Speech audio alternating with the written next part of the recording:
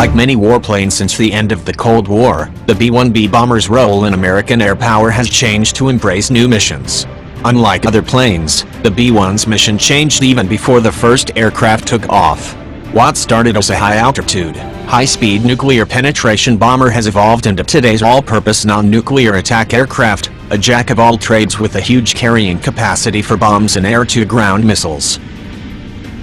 After the cancellation of the supersonic XB-70 Valkyrie bomber, the U.S. Air Force struggled with the best approach to penetrating Soviet missile defenses with a manned bomber. The advent of surface-to-air missiles had made the airspace of the USSR particularly deadly and a tough nut to crack, and air warfare strategists were unsure whether high-altitude, high-speed or low-altitude sneak was the best approach. After no fewer than 4 bomber studies, the B-1A bomber first flew in January 1974. High altitude and high speed had won out. The B-1A was capable of Mach 2.22 at a height of 50,000 feet. Unfortunately for the B-1A, it flew directly into unfavorable political winds. Presidential candidate Jimmy Carter considered the bomber wasteful and refused to back it, and the bomber stayed in limbo for the duration of his presidency. President Ronald Reagan, however, elected on a promise to rebuild America's military, seized upon the optics of a sleek new bomber replacing older, 1960s-era B-52 bombers. The B-1 program was back on. The intervening years, which had introduced new Soviet weapons including the MiG-25 Foxbat supersonic interceptor and the S-300 surface-to-air missile system, known as the SA-10 Grumble Tornado, made it clear that a high-speed dash into Soviet airspace was no longer viable. In order to remain relevant, the B-1A would have to be redesigned into a stealthy, low-altitude penetrator. The B-1A morphed into the B-1B, which included, among other things, an 85% reduction in radar cross-section, an increase in defensive avionics and a 1/3 increase in maximum takeoff weight, to 477,000 pounds. The bomber could travel 7,455 miles unrefueled. As a consequence of abandoning the high-speed mission and embracing stealth, maximum speed fell to Mach 1.25.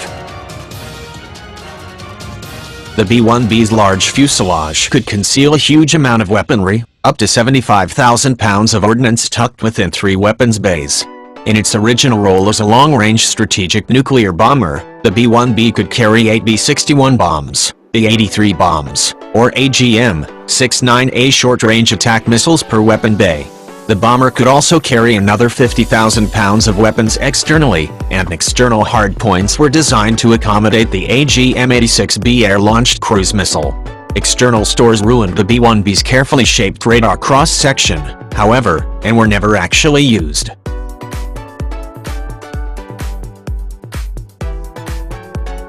The United States withdrew the B-1B from the nuclear mission in 1991, and in 1995 Russian observers were allowed access to certify that all B-1Bs had been effectively denuclearized. Starting in 1997, the Conventional Munition Upgrade Program has converted B-1Bs to carry conventional weapons only. The Conventional Weapons Module, fitted into each of the B-1B's 3 internal bomb bays, can carry up to 28 Mk, 82 high-explosive 500-pound bombs or 8 Mk 84 2,000-pound bombs. The B-1B was also capable of carrying a wide variety of submunition-based weapons, such as the CBU-87 Combined Effects Munition, Gator Mine System, or CBU-97 Sensor-Fused Weapon, but those have been withdrawn from U.S. inventories due to international concerns about unexploded cluster munitions on the battlefield. The B-1B may have lost its cluster munitions capability, but it still has plenty of other weapons at its disposal. The B-1B can now carry up to 24 2,000-pound joint-directed attack munition satellite-guided bombs at a time, giving it the capability to strike up to 24 separate enemy targets with an accuracy of up to 45 feet with GPS guidance, or 100 feet relying on the bomber's internal navigation system. The B-1B's combination of speed, range, a belly full of precision bombs and a sniper advanced targeting pod made it an unusual but logical choice for loitering high over friendly U.S. forces in Iraq and Afghanistan. The B-1B could linger for hours over a battlefield, providing close air support to troops in contact or in situations where contact was imminent.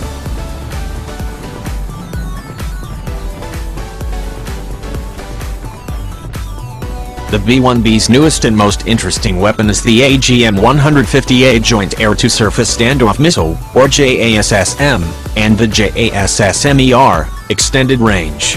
JASSM is a 2,250-pound cruise missile with a 1,000-pound warhead and a 200-mile range. JASSM-ER reportedly has double the range of the original version. The two missiles fit 8 per weapons bay, for a total of 24 cruise missiles per aircraft.